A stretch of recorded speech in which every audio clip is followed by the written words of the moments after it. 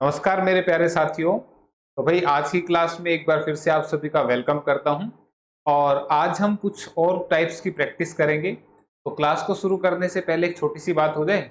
अच्छा मुझे एक बात बताओ, क्या हरियाणा जेबीटी के लिए एक मैराथन होनी चाहिए या फिर ये जो प्रैक्टिस सेट चल रहे हैं यही ज्यादा अच्छे रहेंगे? ठीक है, तो मुझे कमेंट करके बताइएगा। देखते हैं फिर क्या रिस्पॉन्स रहता है आपका। तो फिर क्लास को करते हैं शुरू। तो आज का पहला क्वेश्चन आपके सामने स्क्रीन पर आ चुका है। एलसीएम एचसीएफ का क्वेश्चन है। क्या कहता है क्वेश्चन कि two numbers are in the ratio 7:5 and the product of their LCM and HCF is 3500, find the sum of the numbers. दो संख्याएं 7:5 के अनुपात में है और उनके एलसीएम और एचसीएफ का गुणनफल 3500 है, तो संख्याओं का योग ज्ञात कीजिए। तो भाई देखो, एलसीएम एचसीएफ में ये जो क्वेश्चन आता है इसके लिए आपको एक फार्मूला याद रखना है विच इज वेरी इंपॉर्टेंट। और फार्मूला क्या है कि LCM into HCF is equal to first number into में सेकंड नंबर। यानी कि दो संख्याओं का प्रोडक्ट जो होता है वो उनके एलसीएम और एचसीएफ के प्रोडक्ट के बराबर होता है। अब कोई बच्चा ये मत बोलना कि बोला सर ये ऐसे इधर होता, हमने तो ये पढ़ा है कि first number into second number equal to LCM into HCF. अरे बात तो बराबर ही है, जैसे भी है इधर लिखूं, ठीक है, भावनाओं को समझो। ठीक है, तो अब ये बात हमारे को याद रखनी है। तो हमारे पास जो संख्या है वो किस रेशो में है? 7:5। तो ये एग्जैक्ट नंबर नहीं है भाई, इसको हमने 7x ले लिया, इसको हमने 5x ले लिया। ठीक है भाई, रेशो दे रखा था। तो अब देखो यहाँ पे एलसीएम इंटू एचसीएफ, तो एलसीएम और एचसीएफ का जो प्रोडक्ट है ये एलसीएम और एचसीएफ का गुणनफल 3500 दे रखा है। तो यहाँ पे हम इसको सीधा एलसीएम एचसीएफ का प्रोडक्ट कितना रख देंगे? 3500 इक्वल टू फर्स्ट नंबर कितना है? This is 7x। Second number कितना है? This is 5x। हमने रख दिया। ठीक है, अब इससे काट लेंगे। 7 से काटेंगे, 7 पंजे 35, 0 0। 5 से काटेंगे, 5 से 100 पे कटा, तो यहाँ से x into x, x square की वैल्यू कितनी आ गई भाई? 100। और x कितना आ गया? फिर x की वैल्यू क्या देगी? 10 आ जाएगी। ठीक है, x की वैल्यू कितनी आ गई? 10। स्क्वायर हटेगा तो इधर रूट बन जाएगा, तो x हमारा 10 आ गया। तो x हमारा 10 आ गया। तो पूछ रहा था संख्याओं का योग क्या होगा, तो इसके हिसाब से तो योग 7x और 5x कितना हो गया? 12x। लेकिन x की वैल्यू को 10 पुट करूंगा तो 12 धाए कितना बन गया? 120। तो आंसर कितना बन गया? 120। क्लियर है? बात आ रही है समझ में? ये तो हो गया इसका डिटेल मेथड जो हमने कर दिया। ठीक है, ये भी आना चाहिए। लेकिन क्वेश्चन में देखो क्या कह रहा था, संख्याओं का योग ज्ञात करो। तो रेशो के हिसाब से संख्याओं का योग बनेगा 7 और 5 12। तो 12 से जो भी वैल्यू कटेगी वही आपका आंसर होगी, और 12 से सिर्फ ऑप्शन सी कटती है, इसलिए यही आपका आंसर थी। क्लियर है ये बात? ठीक है, तो डिटेल भी आपको बता दिया और कैसे ये फास्ट होना था वो भी आपको मैंने समझा दिया। ठीक है, क्लियर? तो भाई प्लेलिस्ट बना दी है मैंने, जिन्होंने पिछली क्लासेस नहीं देखी, जो बच्चे नए हैं, तो भाई इस वीडियो के डिस्क्रिप्शन में लिंक मिलेगा आपको, वहां से पुरानी क्लासेस को देख सकते हैं। ठीक है, तो next question. Ashutosh swims in still water with a speed of 9 km per hour to go to a certain place and comes back. Find his average speed for the whole journey if the river is flowing with the speed of 3 km per hour. कह रहा है आशुतोष एक निश्चित स्थान पर जाने और वापस आने के लिए 9 किलोमीटर प्रति घंटा की गति से शांत पानी में तैरता है। यदि नदी 3 किलोमीटर प्रति घंटा की गति से बह रही है तो पूरी यात्रा के लिए उसकी औसत गति क्या होगी? यानी कि एवरेज स्पीड आपसे पूछ रहा है। और मैंने पिछली क्लासेस में आपको बताया भी है, एवरेज स्पीड होता है आपका टोटल डिस्टेंस अपॉन में टोटल टाइम। टोटल टाइम, ठीक है, यानी कि कुल दूरी बटे में कुल समय, ये होता है आपका एवरेज स्पीड। ठीक है, ये फॉर्मूला आपने याद रखना है। अब यहां पे वो स्विम कर रहे हैं, ठीक है, वो तैर रहे हैं, ये पानी है, इस पानी का बहाव इधर बह रहा है और इसकी जो पानी की स्पीड है वो 3 किलोमीटर प्रति घंटा, ये क्वेश्चन में दे रखे, this is 3 kilometre per hour. ठीक है, और वो पानी की डायरेक्शन में अगर तैरेगा, ये लो ये तैर रहा भाई, ठीक है, ये आशुतोष है भाई। कभी तुम सोचो कोई चींटी इसमें जा रही है, चींटी नहीं जा रही, आशुतोष जा रहा है, और आशुतोष इधर जा रहा है, और आशुतोष की स्पीड यहाँ पे कितनी दे रखी है? 9 किलोमीटर प्रति घंटा। This is 9 kilometre per hour. 9 kilometre प्रति घंटा की गति से आशुतोष इसमें तैर रहे हैं। ठीक है, ध्यान रखना यहाँ पे साफ साफ लिखा है कि 9 किलोमीटर प्रति घंटा की गति से शांत पानी में तैरता है। शांत पानी का मतलब क्या कि आशुतोष तैर रहा है, तो आशुतोष की स्पीड ये ना, पानी तो रुका हुआ है, शांत है, तो आशुतोष की स्पीड है, तो इसका मतलब ये आपने 9 दे रखी है आपको यहाँ पे, ठीक है। तो अब मुझे एक बात बताओ सिंपल से सोच के, एक बार तो ये दोनों स्पीड एक ही डायरेक्शन में है, तो जब एक ही डायरेक्शन में स्पीड होंगी तो स्पीड कितनी बन जाएगी, 12 किलोमीटर पर आवर। क्यों? क्योंकि जब वो पानी की डायरेक्शन में तैरेगा तो आशुतोष फटाफट फटाफट तैरता हुआ चला जाएगा, यानी कि उसकी स्पीड भी और पानी की स्पीड भी आपस में क्या हो जाएंगी, प्लस हो जाएंगी। यानी कि जब वो तैरकर एक निश्चित स्थान तक जाएगा तो जाते हुए उसकी स्पीड कितनी होगी, 12 किलोमीटर प्रति घंटा। अब वो यहाँ पहुंच गया और यहां से फिर उसने क्या कर दिया, वापस तैरना शुरू कर दिया। तो अब क्या करेगा, क्या अब वो उतनी तेजी से ही तैर पाएगा?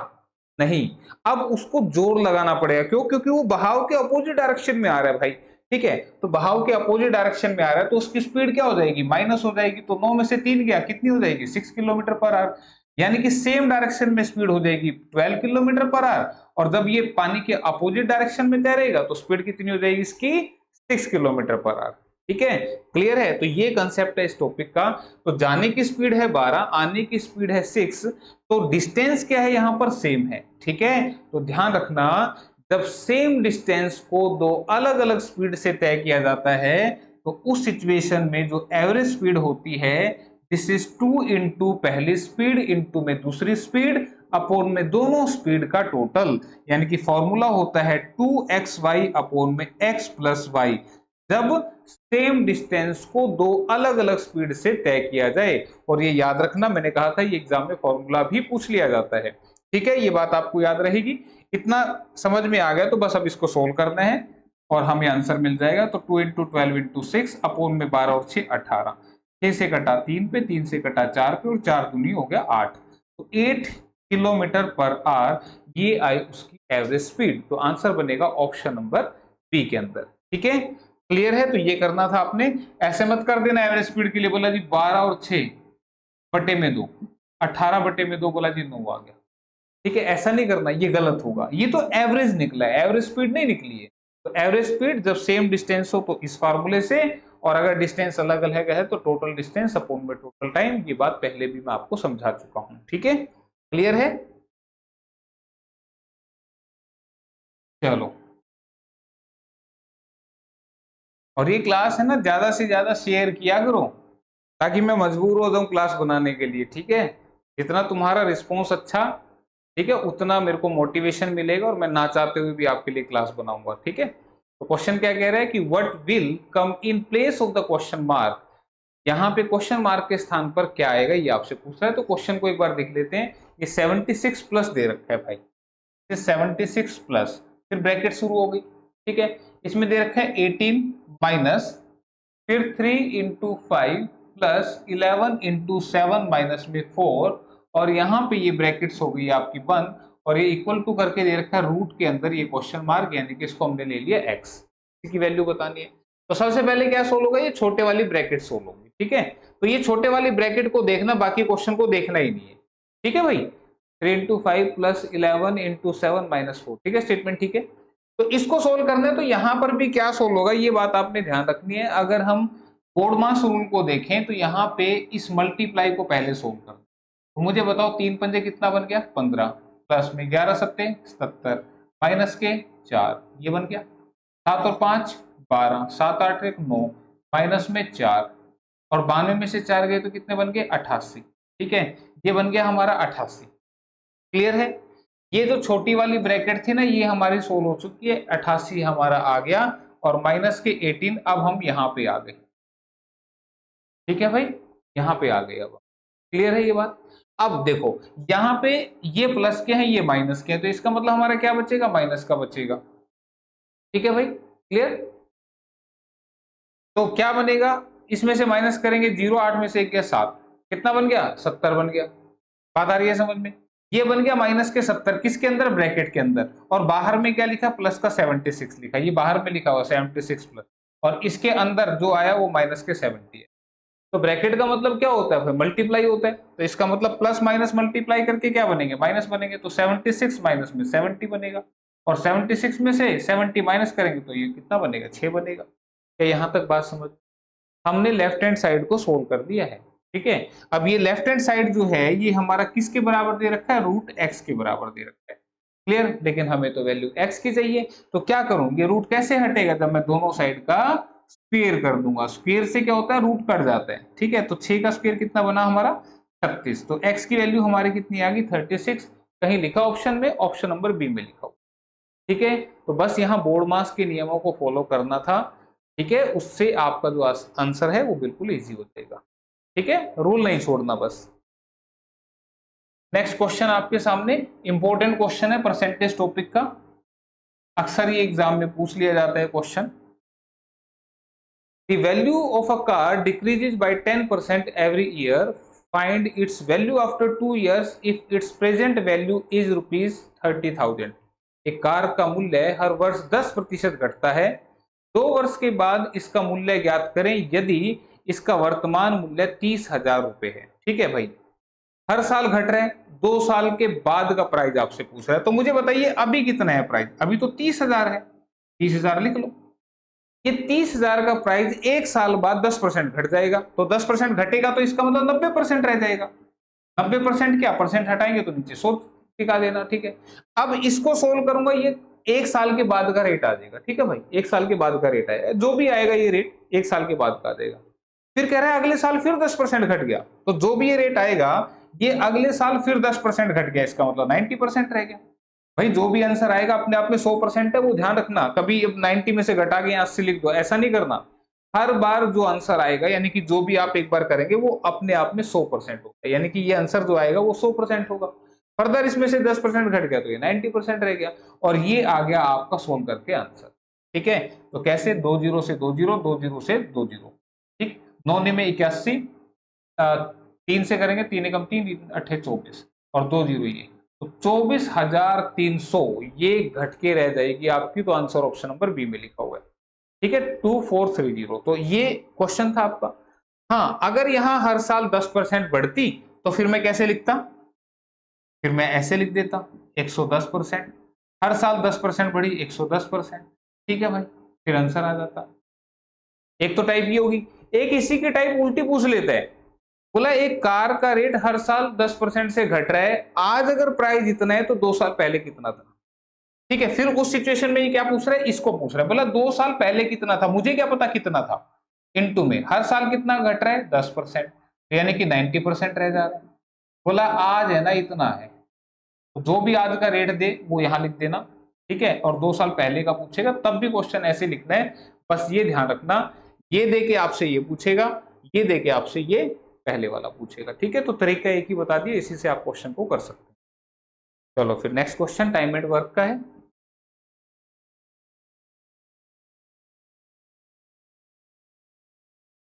Kamal can do a piece of work in 18 days and Kamlesh can do the same work in 36 days. They started the work and after 6 days Sunil joined them. Who can complete the same whole work in 6 days? What is the total number of days in which they had completed work? कमल एक कार्य को 18 दिनों में कर सकता है और कमलेश उसी कार्य को 36 दिनों में कर सकता है। ठीक है, उन्होंने कार्य शुरू किया और 6 दिन के बाद सुनील उसमें जुड़ गया, तो कह रहे हैं उस पूरे सुनील जो है उस पूरे काम को 6 दिन में पूरा कर सकता है, तो काम कितने दिनों में जो है वो पूरा होगा। ठीक है, अब देखो नाम क्या दे रखे हैं, पहला नाम दे रखा है कमल का, तो कमल के लिए हम के एम लिख लेंगे। ठीक है, दूसरा नाम दे रखा है कमलेश, तो कमलेश को के एल लिख देते कमलेश। ठीक है, और तीसरा कौन है भाई सुनील, तो इसको एस यू लिख देंगे। अब मुझे बताओ कमल काम कितने दिन में कर रहा है 18 दिन में, कमलेश काम कितने दिन में कर रहा है 36 दिन में, और उसी काम को सुनील कितने दिन में कर सकता है 6 दिन में। तो सबसे पहला काम क्या, इनका एलसीएम लेके टोटल वर्क बना दो। अब इनका एलसीएम कैसे लेते हैं, सबसे बड़ा नंबर देखो 36 से कम 36, 18 से भी कटता है 6 से भी कटता है, इसका मतलब 36 ही हमारा टोटल वर्क है। फिर 18 से 36 में भाग लगाएंगे 2 पे कटेगा, 36 से भाग लगाएंगे 1 पे कटेगा, 6 से भाग लगाएंगे 6 पे कटेगा। इतनी बात समझ में आ गई। ठीक है, ये है आपका कुल काम, total work, this is total work, कुल काम। ये क्या है आपका, एक दिन का काम, एक दिन का काम, दिस इज 1 डे वर्क।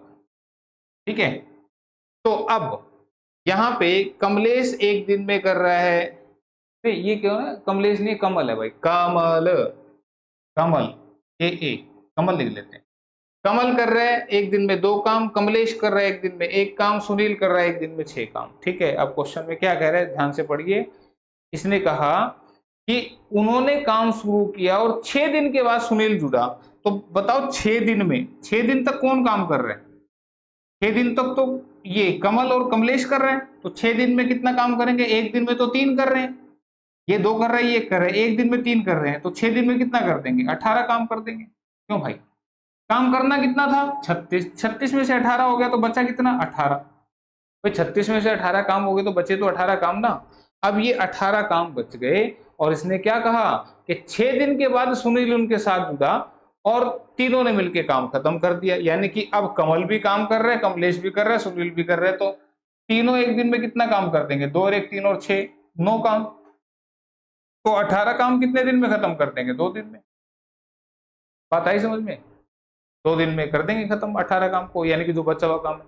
तो इसने पूछा था कुल कितने दिनों में उन्होंने काम पूरा किया। तो मुझे बताओ 6 दिन तक तो ये भाई साहब कर रहे थे 2 जने, और 2 दिन ये लगे, तो टोटल कितना लगे? 8 डेज लगे। 8 दिन इस क्वेश्चन का बनेगा आपका जवाब, और 8 डेज लिखा ऑप्शन नंबर सी के अंदर। ठीक है, बात आई समझ में? बिल्कुल इजी था, टाइम एंड वर्क का क्वेश्चन था। ठीक है, next question. There are 30 boys and 20 girls in a class. The average age of boy in the class is 12 years, and the average age of girls is average age of the girls in the is 16 years. What is the average age of the whole class? एक कक्षा में 30 लड़के और 20 लड़कियां हैं। कक्षा में लड़कों की औसत आयु है 12 वर्ष और लड़कियों की औसत आयु है 16 वर्ष। तो पूरी कक्षा की औसत आयु क्या है? ठीक है, तो इसको देखो करने के अलग अलग तरीके हैं। कैसे? 30 लड़के हैं, ठीक है, ये हैं बॉयज आपके 30, ठीक है, और लड़कों की औसत आयु क्या है? 12। तो मैंने कहा था औसत का मतलब होता है समान। इसका मतलब पहला लड़का ही 12 साल का, दूसरा भी 12 साल का, तीसरा ही 12 साल का, और ऐसे 30 के 30 लड़के 12-12 साल के हैं। तो इनकी एज का टोटल कितना बना भाई? 360 साल। कोई दिक्कत है इसमें? ठीक है, फिर कह रहा है 20 लड़कियां हैं, ये लो 20 लड़की आ गई, और इनकी जो एवरेज एज है वो 16 साल है, यानी कि हर लड़की 16 साल की है। तो फिर 20 लड़कियों की टोटल उम्र कितनी बनेगी? 16 दूनी 32, यानी कि 320 साल। इसको अगर मैं ऐड कर दूंगा ये टोटल बन के 680 साल। कितने बच्चों के? 30 और 20 50 बच्चों के। क्यों भाई? टोटल तो बच्चे 50 हो गए ना, तो 50 बच्चे हो गए टोटल। तो पूछ रहा था पूरी कक्षा की औसत आयु। तो एवरेज, एवरेज कैसे निकलता है? सम, यानी कि टोटल अपोन में जितने का सम है, इससे डिवाइड कर देंगे। ठीक है, तो 5 से काटेंगे, 5 एकम 5, बचा 18, 5 से 15, बचा 3, 5 6 30, तो 13.6 ईयर। ये आपका जवाब बनेगा, ऑप्शन नंबर डी में लिखा हुआ है। क्या ये बात समझ में आई? तो ये है इसका एक तरीका। इसी को आप दूसरे तरीके से भी कर सकते थे। कैसे? उसमें आप इसी चीज को देखो, एलिगेशन से भी हो जाएगा ये क्वेश्चन, एलिगेशन से भी आप कर सकते हैं। इवन इसको आप रेशो से भी कर सकते हैं। कैसे? ये है बॉयज, ये है गर्ल्स, ये थे 30, ये थी 20। ठीक है, अगर रेशो देखूंगा तो ये है 3, ये है 2। कोई दिक्कत है इस बात में? कोई दिक्कत नहीं। अच्छा, बात करूं टोटल की, तो टोटल यहां से 50 बने, लेकिन 0 0 सबकी काट रहा हूं, तो फिर यहां से 5 बने। ठीक है, 3 बॉय 2 गर्ल, तो टोटल होगी 5। इसमें कोई दिक्कत ही नहीं। अब उसने कहा लड़कों की औसत आयु 12 साल थी, तो इसको 12 से मल्टीप्लाई कर दो। प्लस में लड़कियों की कितनी थी? 16 साल थी। पूरी क्लास की कितनी मालूम नहीं, ये वही बात है, बस 0 हटा दी मैंने इसमें। ये वही चीज है। ठीक है, बस लिखने का अंदाज बदल दिया। तो 12 तिया 36, 16 दूनी 32, ये बन गया 68 इक्वल टू 5x। 5 से काटूंगा तो 5 एकम 5, 13.6। ठीक है, काट लेना है तो तुम काट लो, एलिगेशन से भी हो सकता है। तो फिर मैं इतने तरीके नहीं बता रहा, बस इतना ही कर लो। ठीक है ना, एलिगेशन से भी आप इसको कर सकते। नेक्स्ट क्वेश्चन आपका, the weight of a mixture of basmati rice is 80 kg।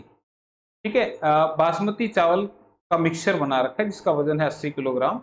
The percentage of normal rice in it is 40%। How much basmati rice should be added to the mixture so that the percentage of basmati increases to 80।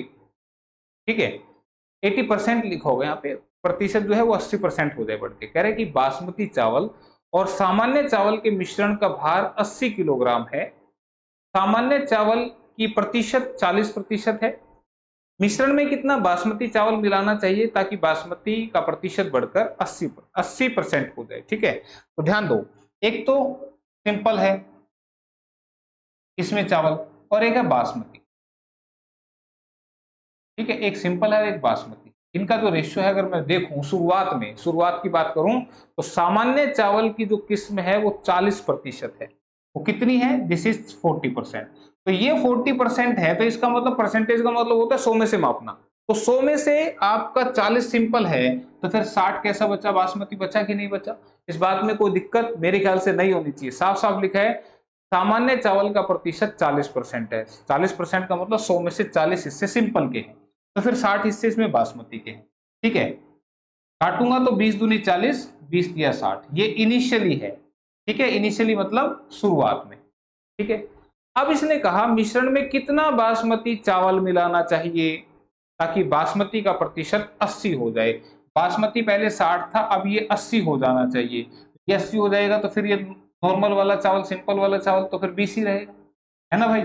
इसका ratio देखूंगा तो 20 एकम 20, 20 सौ के 80। ठीक है, ये क्या है? फाइनल का रेशियो। ये इनिशियल का रेशियो या फाइनल का रेशियो।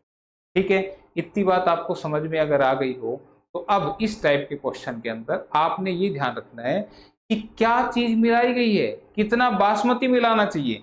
तो बासमती चावल मिलाया है तो बासमती की वैल्यू चेंज होनी चाहिए थी, सिंपल पे क्यों फर्क पड़ा? मैं इसके लिए कई बार एग्जांपल दे चुका हूं कि भाई मान लो मेरी इस क्लास को बैठकर 10 लड़के देख रहे हैं और 5 लड़कियां देख रही हैं। ठीक है भाई, अगर मैं कह दूं कि 5 लड़के और आके बैठ गए तो अब कितने बच्चे देख रहे हैं क्लास को? 10 लड़के देख रहे थे पहले, 5 लड़के और आ गए तो अब लड़के 15 हो गए। लेकिन क्या लड़कियों की संख्या में चेंज होगा? कोई चेंज नहीं होगा। लड़कियां तो पहले भी 5 देख रही थी, अब भी 5 ही रहेंगी।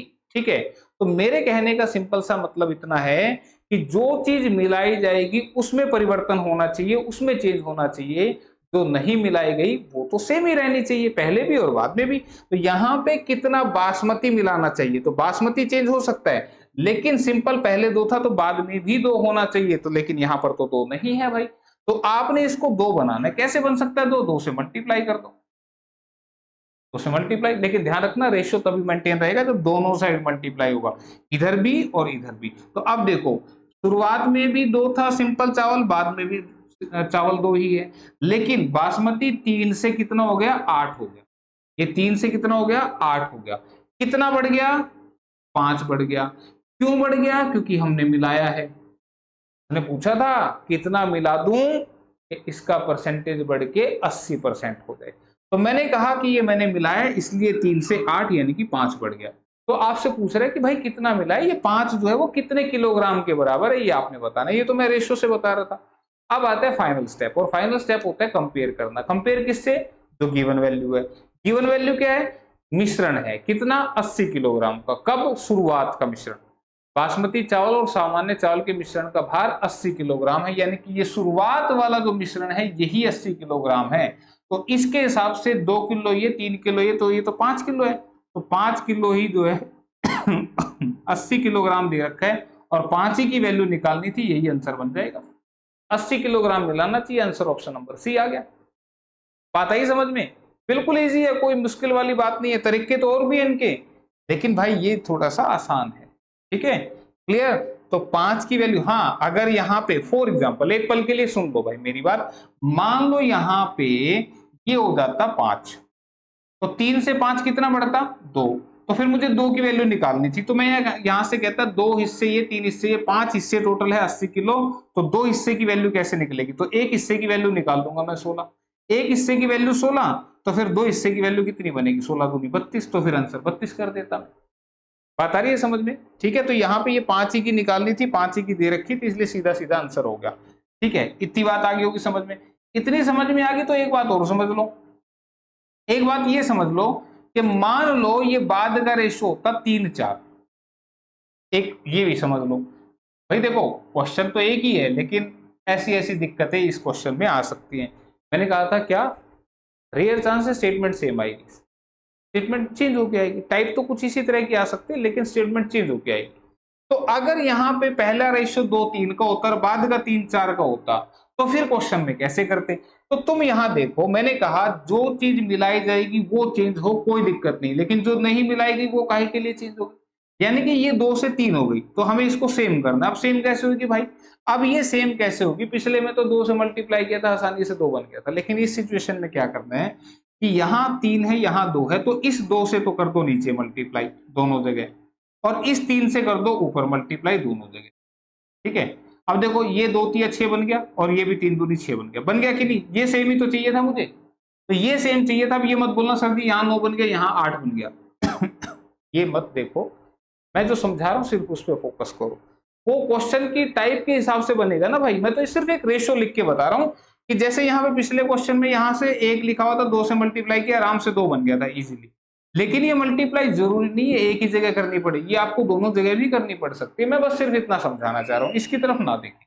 ठीक है, क्लियर है? तो उस सिचुएशन में अगर ये डायरेक्टली मल्टीप्लाई करके ये नहीं बन रहा, तो इस नंबर से नीचे मल्टीप्लाई, इससे ऊपर, और दोनों जगह करना है। ये बात बस मैं सिखाने की कोशिश कर, ठीक है, क्लियर? नेक्स्ट क्वेश्चन आपका,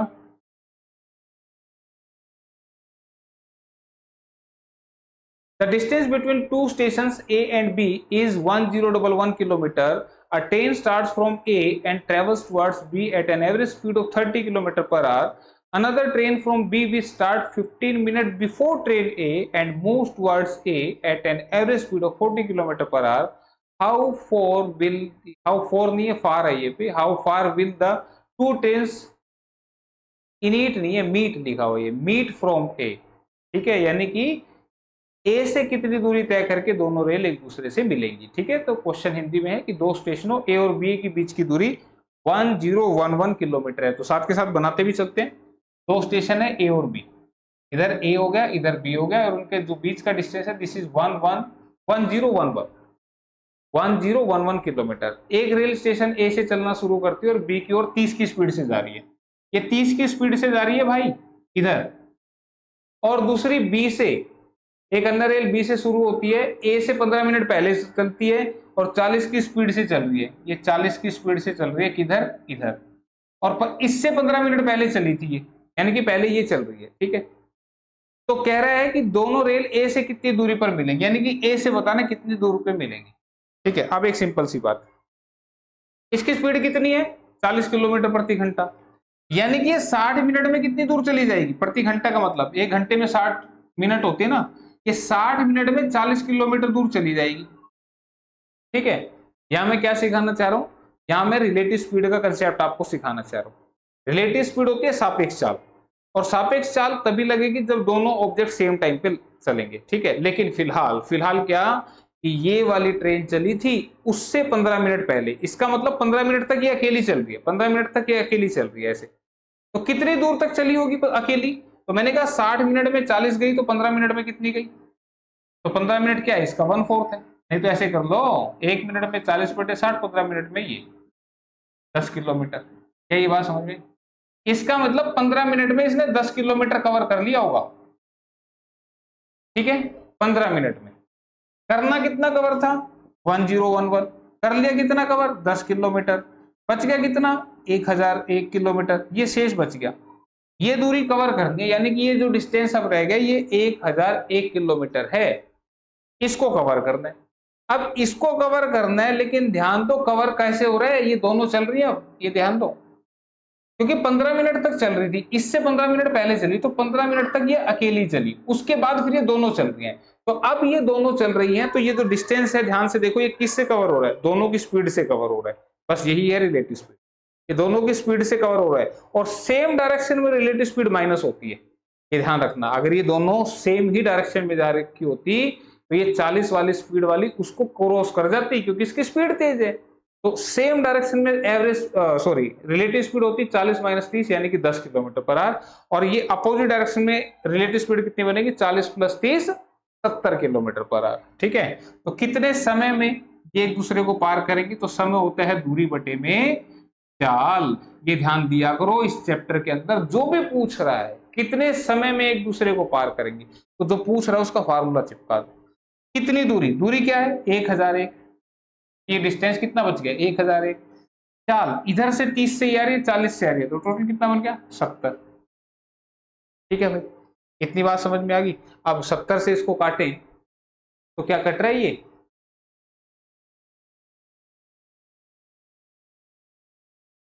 बी 30 की स्पीड से चल रही है, एक अन्य रेलगाड़ी बी से चलती है और ए से 15 मिनट पहले चलना शुरू करती है।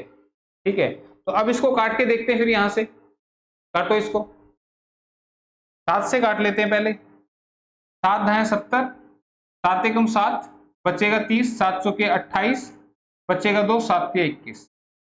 ठीक है, क्लियर। 143 बटे में 10, 143 बटे में 10 घंटे। ध्यान रखना आंसर किस में आएगा, ये बात खास है। यहाँ पे आंसर किस में आ रहा है, यहाँ पे आंसर आ रहा है घंटे में।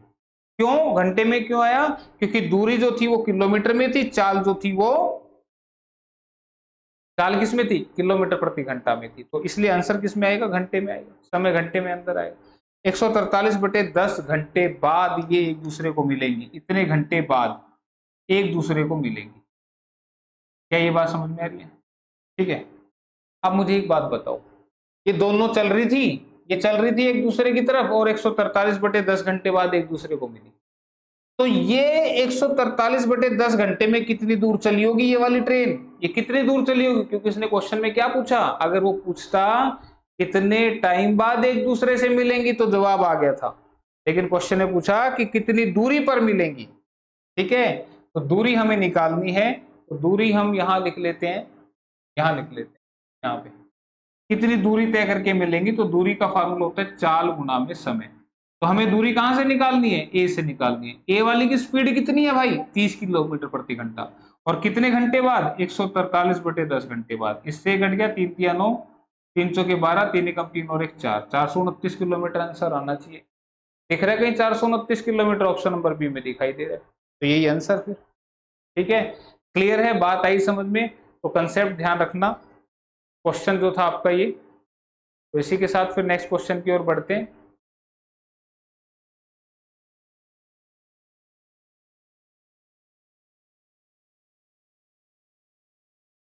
क्या कह रहा है question, the area of a trapezium shaped field is 400 square metre, the distance between two parallel sides is 20 metre and one of the parallel side is 16 metre, find the second parallel sides. एक trapezium के आकार के खेत का क्षेत्रफल 400 square metre है, दो समांतर भुजाओं के बीच की दूरी 20 मीटर है और समांतर भुजाओं में से एक 16 मीटर है, तो दूसरी कितनी।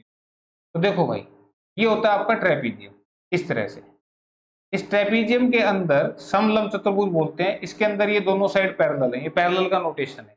ठीक है, इसका एरिया आपको 400 दे रहा है और समांतर भुजाओं के बीच की दूरी ये होता है इसका परपेंडिकुलर डिस्टेंस। ये जो डिस्टेंस है आपको कितना दे रहा है, 20 मीटर, ये 20 मीटर है भाई, और एक साइड जो है वो 16 मीटर है। ये दूसरी साइड हमसे जानना चाह रहे हैं कितनी होगी, कोई भी एक ले सकते, आप इसको 16 रख दो, ये पूछ रहा है, वो कोई मैटर नहीं करता।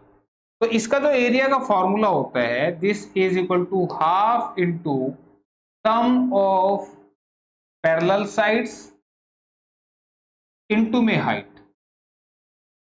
ठीक है, हिंदी में लिख सकते हैं, क्षेत्रफल बराबर है हाफ इंटू समांतर भुजाओं का योग गुणा में इसकी ऊंचाई। तो एरिया हमें यहाँ पे कितना बता रहा है, 400 बता रहा है, लिख दो भाई, this is half into sum of parallel sides. तो एक साइड 16 है, दूसरी x है, मुझे मालूम नहीं, और हाइट कितनी है, वो 20 दे रखी है भाई। ठीक है भाई, अब 2 से काटा मैंने, 10 पे कट गया, इस 0 से ये कट गए, यहाँ से 40 बराबर है 16 जमा x के बराबर आ गया, और यहाँ से x की वैल्यू क्या आ जाएगी, ये 16 इधर आ जाएगा, 16 इधर आ जाएगा तो माइनस हो जाएगा, तो कितना बनेगा, 24।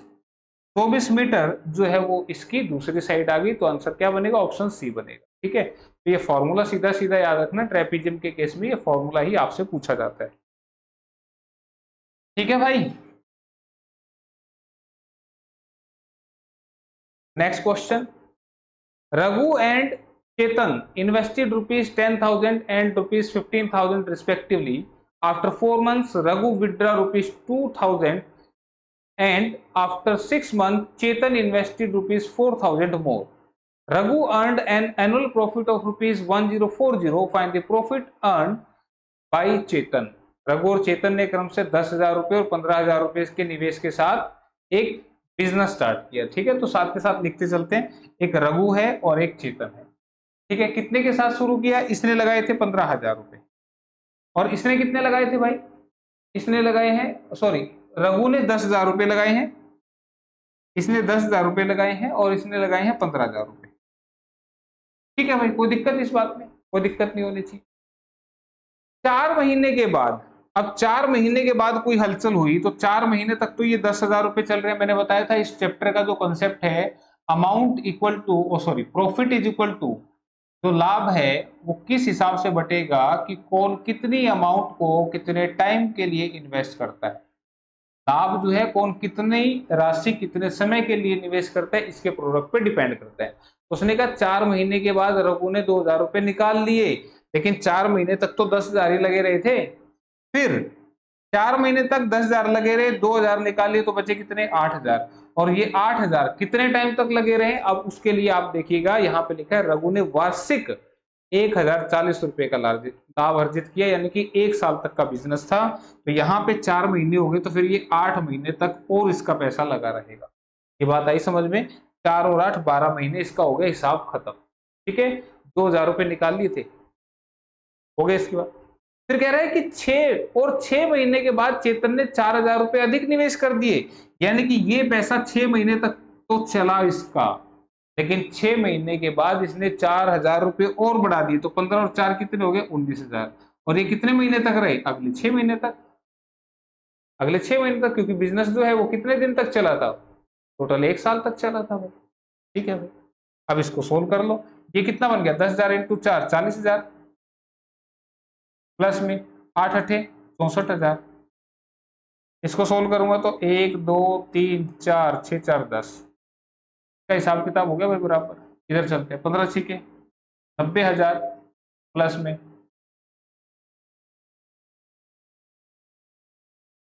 क्लियर।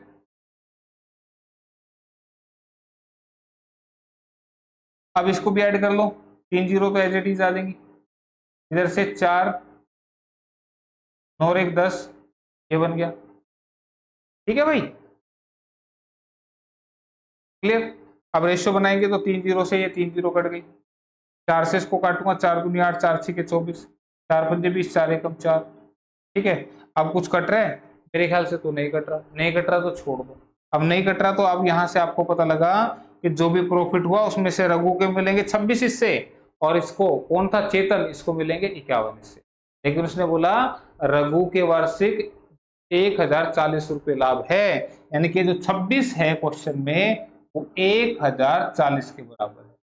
इसके हिसाब से 26 है, लेकिन क्वेश्चन के हिसाब से 1,040 है, तो चेतन का लाभ पूछ रहे हैं, यानी कि 51 की वैल्यू पूछ रहे हैं। तो 26 की वैल्यू इतनी, तो 1 की वैल्यू 1,040 बटे में 26, और 51 के लिए आप इसको कर दो 51 से multiply.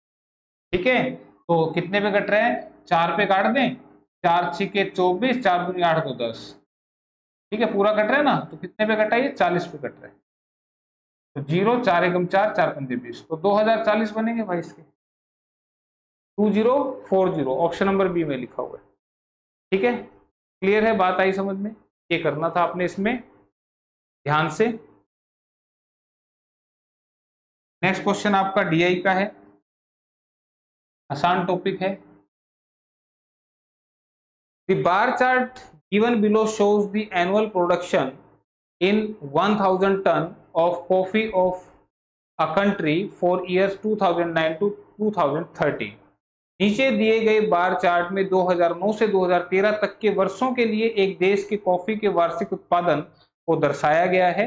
What is the average production of coffee from 2009 से 2011, यानी कि 2009 से 11 तक का औसत कॉफी का जो उत्पादन है वो आपसे पूछ रहे हैं। तो 2009 में कितना था, 800, 2010 में कितना था, 1200, 2011 में कितना था, 1500। ठीक है, 2009 से 11, तो 11 यहाँ तक है 1500, और एवरेज पूछ रहा तो ये कितने साल का लिए, 3 साल का, तो एवरेज के लिए इनको जोड़ के डिवाइड कर दो, 20 30 5 3500 बटे में 3, 3 एकम 3, 3 एकम 3 बचेगा 20, 3 छिके 18, 3 छिके 18, 1166.6 ऐसा पूछा रहा है। तो ये ऑप्शन बी है, ये राउंड ऑफ करके लिख रखा है, 666 आ रहा है तो राउंड ऑफ करके 67 बना दिया, तो option B is the right answer. ठीक है, बात आई समझ में? तो आसान है, तो इस टॉपिक के लिए आपको जस्ट रेशियो आना चाहिए, परसेंटेज आना चाहिए, और आपको क्या आना चाहिए, एवरेज आना चाहिए। ठीक है, नेक्स्ट क्वेश्चन सिंप्लीफिकेशन का है कि 4/3 इंटू 24 प्लस ब्रैकेट शुरू लिख देते हैं भाई, दिस इज 4/3 इंटू में 24 प्लस में 7 प्लस में 1/8 इंटू में 128 प्लस में 1/6 इंटू में 144 और माइनस के 1/2 और इंटू में 14 भी है भाई। कोई बच्चा ये सोचे बोले छोटी ब्रैकेट नहीं लगाई सर आपने, ये छोटी ब्रैकेट में सोल्व करता रहा ना 7 के साथ सीधा सीधा ही लिख दिया भाई। ठीक है, तो काट लेते हैं। 8 एकम 8, 8 6 48, 6 से काट देते हैं, 6 दूनी 12, 6 चौके 24, 2 से 7 में कटा। इधर कितना बना 7 प्लस में इधर है 16 प्लस में 24 और माइनस के 7, ये प्लस के ये माइनस के कट गए, ये कितना बन गया 40। आगे का क्या है 3 से काटेंगे 8 पे कटेगा, 8 चौके 32 प्लस में 8 चौके 32 और प्लस ही हो गया, कितना बन गया 72। 72 आंसर बनेगा, कहाँ लिखा ऑप्शन नंबर बी में छपा हुआ। ठीक है, आया समझ में, कोई मुश्किल नहीं थी, ध्यान से बस कैलकुलेशन ही थी, इसमें कुछ समझाने का था ही नहीं। Next, the radius of a circular field to the side of a square field. Radius दे रखा है, क्या दे रखा है, चलो आगे देख लेंगे। If the difference the area of the circular field and the area of square field is 105 square metre, then what is the perimeter of the circular field. क्या पूछ रहा है भाई, हिंदी में देखते हैं। कह रहा है कि वृत्ताकार मैदान की त्रिज्या एक वर्गाकार मैदान की भुजा के बराबर है।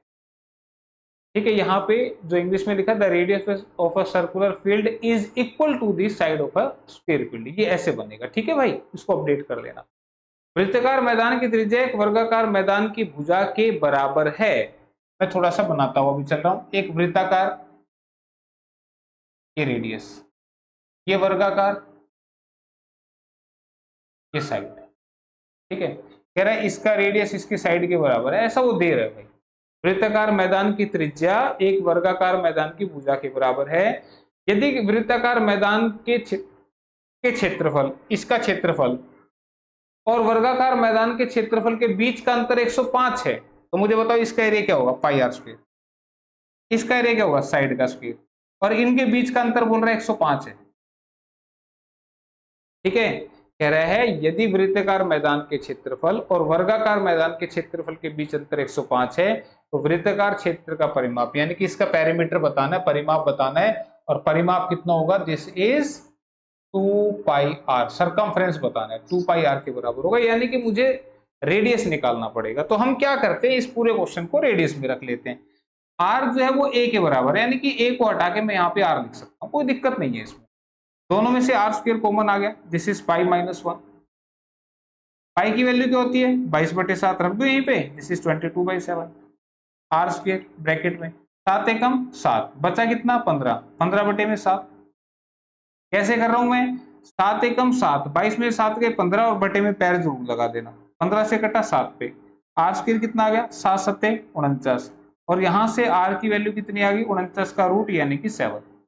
हमें मिल चुका radius which is 7 centimetre, 7 centimetre या मीटर जो भी क्वेश्चन में दे रखा है। आर की वैल्यू मिल चुकी है।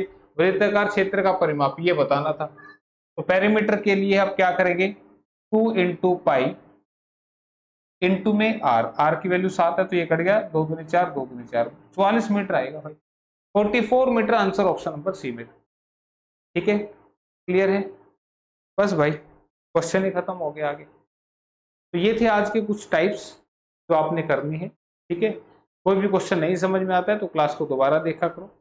ठीक, तो मिलते हैं फिर अगली क्लास में, आज के लिए इतना ही कर लो। Thank you, bye bye, take care, good night.